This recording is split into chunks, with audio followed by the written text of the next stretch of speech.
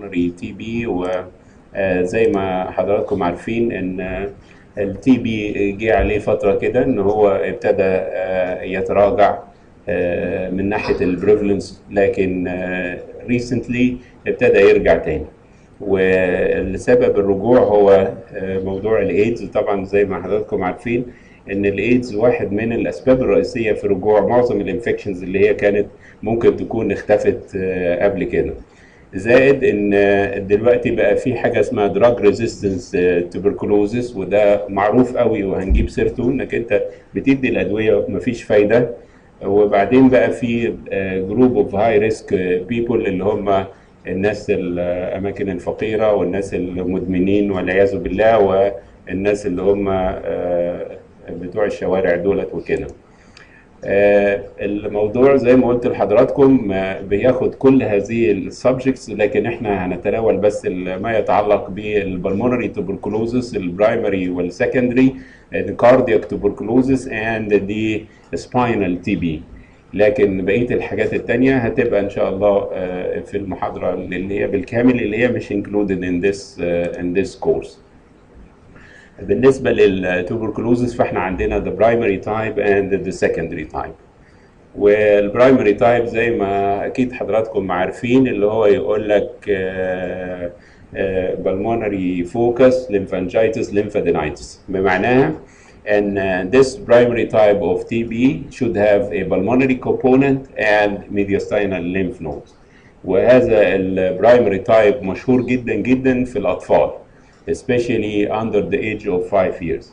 فأنا الحقيقة بعتذر عن عدم وضوح بعض الخطوط، لأن المحاضرات كلها I designed على أساس إن في the very good يعني resolution data show، زائد إن القاعة بتكون إلى حد ما يمكن تكون ضلمة قوي قوي بحيث إن الناس تشوف. لكن إذا كان في وقت النهاردة I will readjust بعض الخطوط اللي عندي والألوان بحيث إن هي تبقى متشافه يعني ان شاء الله.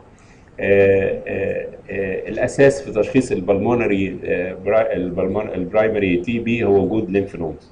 وكنا لما نلاقي ليمف نودز في الناس الكبار في السن نتراجع طبعا قوي عن تشخيص البرايمري تي بي، ولكن زي ما قلت لحضراتكم ان you can see a good percentage of adult people عندهم برايمري تي بي، الناس اللي هم الكبار.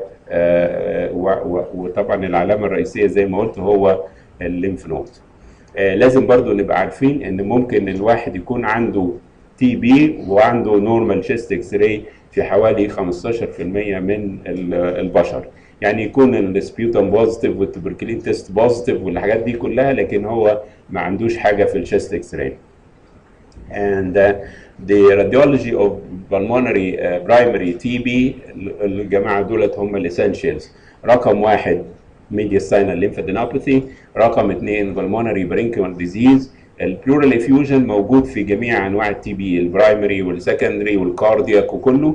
and the miliary type of TB is considered one of the primary types of tuberculosis اللي ما معهاش lymphadenopathy. And if you look carefully here and you can see prominence of the mediastinal borders suggestive of mediastinal lymphadenopathy, and then you see a pleural effusion which is, as I have said, a part of the TB affection.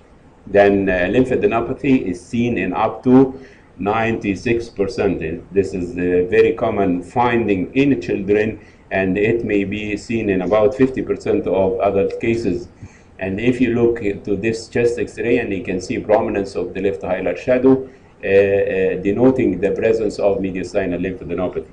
And lymphadenopathy is better evaluated by CT, and these are the typical lymph nodes of inflammatory disease, especially the TB in the pediatric age group. It is the mediastinal groups of lymph nodes, and you see the necrotic lymph nodes where the lymph nodes are almost similar to small abscesses, meaning that the central part of the node is necrotic and the peripheral part of the node is taking contrast enhancement. Then if you see a lesion in the lung, whatever, a nodule, a patch or consolidation associated with mediastinal lymphadenopathy in a child, you should think of primary pulmonary tuberculosis.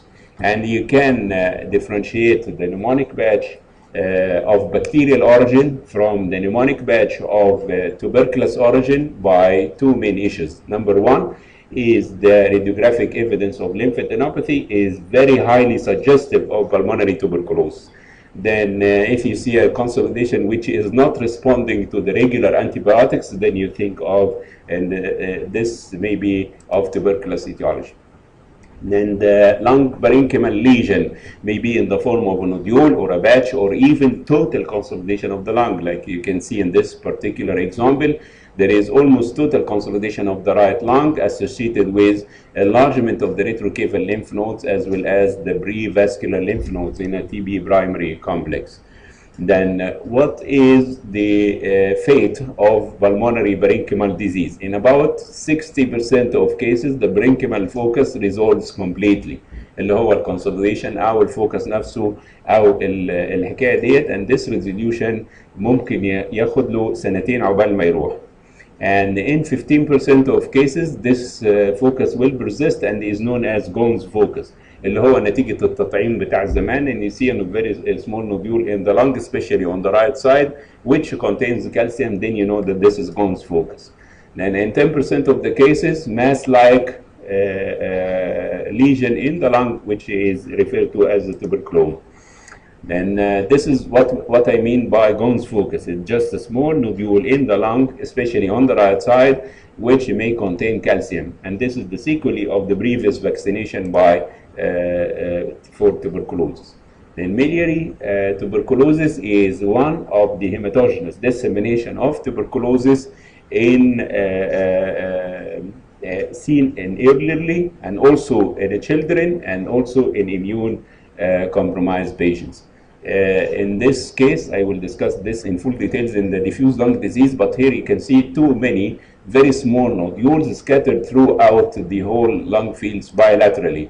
And this is what we call congenital miliary tuberculosis. This infant is born for a mother which had an endometrial tuberculosis. And then you can see the distribution of the foci throughout both lung fields, diagnostic of miliary TB.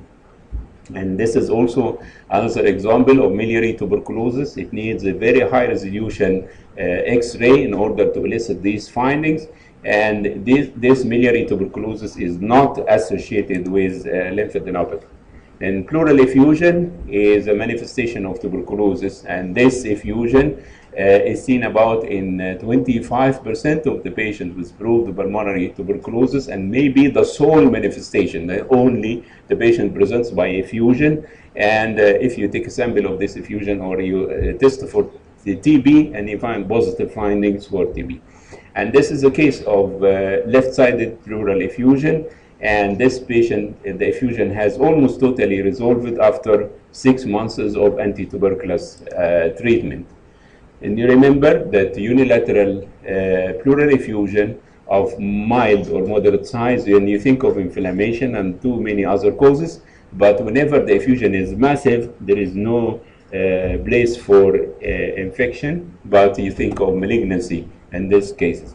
Then the effusion is usually unilateral, and the complications of effusion infection leading to empyema or bronchopleural fistula, and sometimes the lesion involves the chest wall and go outside the chest, as you remember in cases of empyema necessitans. Then this is a new issue, multi-drug resistance TB, and you give the patient the original therapy for TB, and you got deterioration of the condition. And this is an example, a patient with pleural effusion on the left side, and he got the antituberculous treatment, and in spite of this, he got deterioration of the case with too many pulmonary infiltrations and increase in the amount of the effusion. Then effusion secondary to TB may end by pleural calcification. أنا قلت في قبل كده إن whenever you see calcium in the pleura or lining a collection in the pleura, you think of TB, which is most likely the cause. الانفلاميشنز الثانية ممكن تعمل calcification, ولكن ال TB is much more common. Then you came to the secondary pulmonary TB, which ليه أسامي كتيرة اسمه post primary أو reactivation of the TB, and this is the disease of adults. The primary TB is a self-limiting disease. It can heal completely, but the secondary TB is a progressive disease. يعني حتى لو تمت السيطرة عليه لابد ان هو يسيب مشاكل في اللنج، سواء كان بقى fibrosis, bronchitis, cavities, and so on. The major manifestation of pulmonary TB, the secondary type, is the reticulonodular infiltration. And you see, especially in the upper lobes, in the apex of the upper lobe or the apex of the lower lobe, and you see strandy nodular infiltrations, either unilateral or bilateral. And this is one of the major manifestations of post-primary or secondary pulmonary tuberculosis. And whenever you see strands and nodules in the upper lobe and you think of TB, this is the rule عندنا في مصر، انك انت اول ما بالرغم ان ده ممكن ما يكونش تي بي، لكن كل لما نلاقي strands nodules in the apex of the lung we think of tuberculosis. ونبتدي في investigations in order to confirm how to disprove this possibility. And you can see here and bilateral pulmonary infiltrations in the form of patches and strands in the upper lobe and also on the left side. And this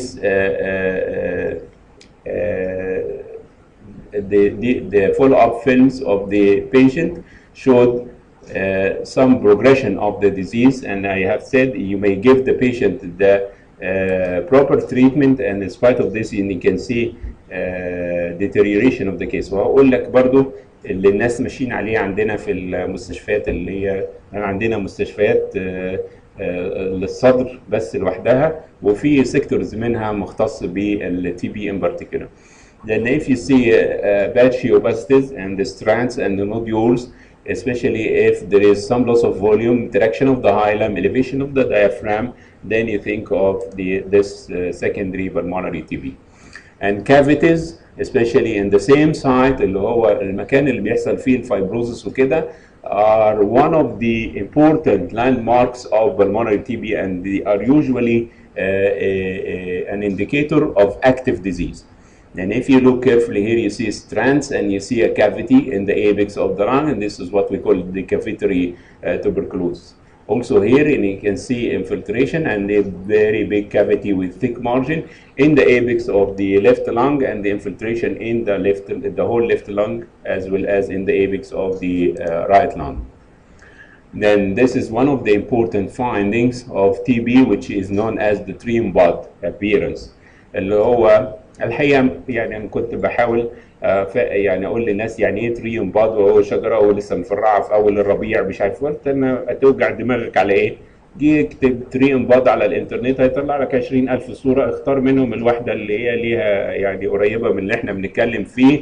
And this is أعتقد يعني زي ديت كده والله أعلم. And the tree and bud معناها transbronchial dissemination of pulmonary tuberculosis. ان واحد عنده TB of the left lung, for example, and it has gained an access to the bronchus, and it has been transmitted to the rest of the lung and to the opposite lung. التري and bud بيحصل في حاجات كتير قوي، منها الساركويد والليمفوما وانفكشنز تانية كتير جدا وكده، لكنه واحد من العلامات الرئيسيه بتاعه الاكتيف بالمونري توبركلوسس، ان you can see نقط كده اهو تشبه لسه الفروع او الحاجات لسه بتفرع يعني. And this multiple pulmonary cavities in the apex of the right lung with dissemination, transbronchial dissemination into the same lung, showing the classic tree and bud appearance. And the primary, the post-primary TB may result in bronchial stenosis. Like you can see this inflammation of the wall of the bronchus with the resultant narrowing of the bronchial lumen. Well, narrowing of the bronchial lumen may result into lobar collapse أو hyperinflation زي الحالات الفورين بوديز وكده، أو obstructive pneumonia أو mucoid impaction. And this is a case of patchy consolidation in the apex of the left lung resulting from bronchial narrowing or even bronchial occlusion. and here is the left lower lobe collapse. And you see this triangular opacity in the retrocardiac area with air bronchogram, and the rest of the lung showed infiltrations of TB.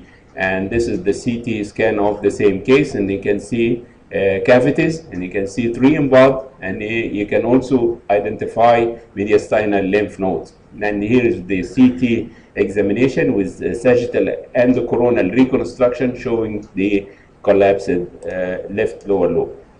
Then the pleural effusion is seen in the primary and in the secondary tuberculosis. وزي ما قلت ان هو ممكن يكون the only manifestation of TB. بالحقيقه ان احنا لما حد بيجي له افيوجن من غير سبب، اول حاجه بنفكر فيها المالجنسي مهما كان حجم الافيوجن صغير او كبير. then we take sample and بنعمل cytology وكده aiming at first to exclude malignancy، وبعد كده نكمل بقى اذا كان TB او حاجه ثانيه. Then this is the pleural effusion and pulmonary infiltrates due to tuberculosis, and this is the follow-up showing regressive course of the infiltrations as well as of the effusion. And you remember the TB is مشهور قوي قوي بالcalcification. وبالتالي if you see calcium in the pleura and you think of tuberculous etiology, and you have seen this picture from the previous lecture, and you can see the degree of calcification along the collection. And you remember also the emphysema necessitans, which is one of the manifestations of TB whenever the emphysema has invaded the chest wall with extrathoracic collection. And this is also the same case, and you can see the pus protruding through the skin opening. Then the complications of pulmonary tuberculosis may include the lobar or complete lung destruction and the collapse resulting in due to fibrosis, coarse reticular opacities with fibroproliferative disease, and healing by fibrosis may lead to bronchiectasis, and also TB cavities may lead to the fungus inside the cavity resulting in mycetoma. And this is bronchiolithiasis, meaning that the wall of the bronchus is calcified and contains what looks like fibrillary or calcific structures. Then this is the post-primary TB resulting in upper lobe bronchiectasis. Whenever you see upper lobe, especially upper lobe bronchiectatic changes, you think of post-tuberculous complication of this disease, and this is TB bronchiectasis. Whenever you see bronchiectasis in the upper lobe, think of TB, because the bronchiectatic changes are usually more common in the lung bases. Then fibrosis and the calcium with traction on the hilum are usually diagnostic of TB with possibly healed TB, and you see elevation of the diaphragm, traction on the hilum, loss of volume, and the areas of calcification as well. Then mycetoma is one of the complications of TB, where you can see a cavity, and inside the cavity you see a mass, and the first possibility of this appearance is the fungal ball, as I have said. Then fungal ball may be bilateral and may be unilateral, and you can see this is an example, bilateral in both upper lung lobes, and you see the surrounding reticular infiltrations due to TB. Then the possibility of being active or inactive disease. How can you judge? Positive sputum culture يساوي active disease. Lack of radiographic change over 4 to 6 months يساوي stable disease. Fibrosis and calcification ما هماش علامة الهيلينج، لأن هم ممكن يكونوا موجودين في الأكتيف وكذلك في الهيلد disease. Then the treatment response دي نقطة مهمة جدا الناس بتوعنا يعني معرفها لنا، انك انت الريسبونس الاول هيكون بطيء، يعني مش اول ما تدي المريض الدواء هتلاقيه بقى زي الحصان، ديت اول حاجة. وبعدين حاجة مشهورة قوي قوي قوي في التي بي انك انت تدي المريض الدواء اللي صح وتلاقيه في ال3 شهور الاولانيين بيبروجريس. دي نقطة مهمة جدا علشان ما تتحبطش وتبتدي تغير في الدواء وتعمل مشاكل. يعني أول 3 شهور you expect ما فيش improvement أو دهولة يعني deterioration. ولا زي الديتوريشن بالظبط. لكن بعد كده تبتدي الامور تتحسن بقى، ان هو يبتدي يحصل ريجريشن جراديوال ويمشي ناحيه الهيلينج. اذا انت مفيش تحسن بالرغم انك انت بتدي ذا بروبر تريتمنت، يبقى عندك حاجتين: يا اما يكون دراج ريزيستنت، ده نوع فاريانت من التي بي ما بيستجيبش للادويه العاديه بتاعت التي بي، او يكون حصل عليه سوبر انفكشن، يعني جاله بكتيريا كمان على التي بي اللي هو اللي موجود. كلكم طبعا اول ما تيجي سيره الكاردياك تي بي عارف ان هو بيأفكت مينلي ذا بريكارديوم. وفي ديزيز مشهور قوي قوي اللي هو اسمه كونستريكتيف بيريكاردايتس، اللي هو التي بي تقريبا رقم واحد فيه. بيحصل بريكارديال ثيكنينج اند كالسيفيكيشن، وعندنا احنا بيحبوا قوي قوي قوي الكلمه ديت اللي هي ملهاش اي معنى: اكسترينزيك مايترال ستينوزس.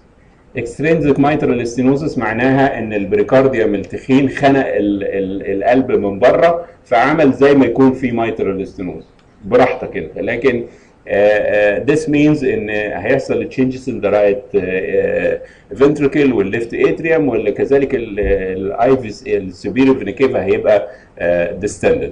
بغض النظر كل اللي ليك في موضوع التي بي of the heart هو mainly is affection of the pericardium، هيؤدي الى thickening and effusion, and very common associated by bilateral pleural effusion نتيجة الconstriction اللي حصل على الكاردياك شد. Then if you look to this film اللي هو بيقول ان الهارت هنا كبير وشكله ان هو يكون في effusion، وغالبا الافيوجن دوت due to pericarditis they cannot reach all these informations من الاكس راي. Then you should have a CT scan to confirm the diagnosis. And sometimes you should use the bone window علشان to see the pericardial calcification, and you can also see the pleural effusions اللي هم مصحوبين بالpericarditis. Then TB pericarditis will result in diffuse pericardial thickening and maybe calcification, pericardial effusion, and the pleural effusion, which is usually bilateral. Then finally, the TB of the spine.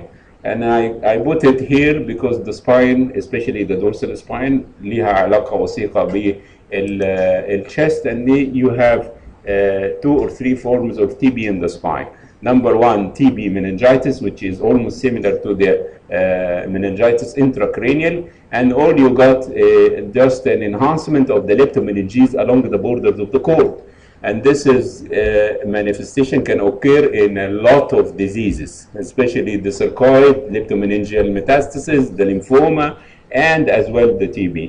ولو انا بكتب تقرير ما اعرفش اي حاجه خالص عن المريض مش هيجي في بالي خالص التي بي، لان الحاجات التانية are much more common اللي هو leptomeningeal metastasis and lymphoma and sarcoid. Then tuberculoma is also extremely rare in the substance of the cord. And if you see a lesion like this, think of MS, metastasis, lymphoma, a lot of lesions apart from a tuberculoma. But you should know that tuberculoma can also occur intramedullary, but is extremely rare. And the most common appearance is the spondylodiscitis, involvement of the disc as well as the vertebra above and the vertebra below, together with prevertebral and intraspinal inflammatory granulation tissue and abscess formation. Then whenever you see destruction in the vertebra as well as in the disc, you think of infection. And this infection may be biogenic and may be tuberculous, may be fungus, may be parasitic, but all have the same the same picture. And it's well known in the literature that you cannot by imaging differentiate between biogenic and the tuberculous spondylodiscitis unless you have positive findings. And these positive findings will include huge or large paravertebral abscesses, especially if they contain calcium. Number 2, if you have subligamentous spread of the infection, and this is in favor of TB. Number 3, if you have skip lesions, a lesion, then a segment which is normal, and another lesion, this is also in favor of TB, spondylodiscitis. Then you see here broadening of the superior mediastinal shadow with prevertebral abscesses and the destruction of the vertebral body. And this may be due to TB and may be due to biogenic discitis, but the presence of large abscesses, especially if they contain calcium, will favor the possibility of tuberculosis. Also, the extent of the abscesses in the muscle is in favor of TB rather than the biogenic infection. And this is a good example of Bot's disease in the dorsal spine, with infiltration of inflammation of the disc as well as the adjacent vertebral bodies. And in the T2 weighted image, you can see the same finding. After injection of contrast, you see the enhancement of the vertebra, affection of the disc, prevertebral and intraspinal inflammatory granulation tissue. And this is also an example of TB spondylodiscitis with the subligamentous spread. The level of the lesion is here, and you can identify a large prevertebral abscess descending for more than 3 vertebral levels. And this abscess is a low signal in the T1 with marginal post-contrast enhancement, which is evident here. Then the features which can suspect the possibility of TB: number 1, subligamentous spread; number 2, multiple vertebrae or the entire body of the vertebra; paraspinal abscesses, especially if large and containing calcium; and the skip lesions. You see a level, then healthy vertebra, then another level, then healthy vertebra, and so on. And this is very important. Then if you see a lesion like this with multilocular prevertebral abscess, and you look here and finding that some changes in the disc, then you are in the way of diagnosing infection. But if the disc is intact, then you may be in the way of diagnosing metastatic disease. And you know the infection can be due to biogenic or fungus or even sarcoid, and they should include also the TB in the differential diagnosis. And this is a paravertebral abscess with the associated vertebral erosion, no evidence of intraspinal extension, and you can see some calcification inside, which put the TB spondylodiscitis as a good diagnostic possibility.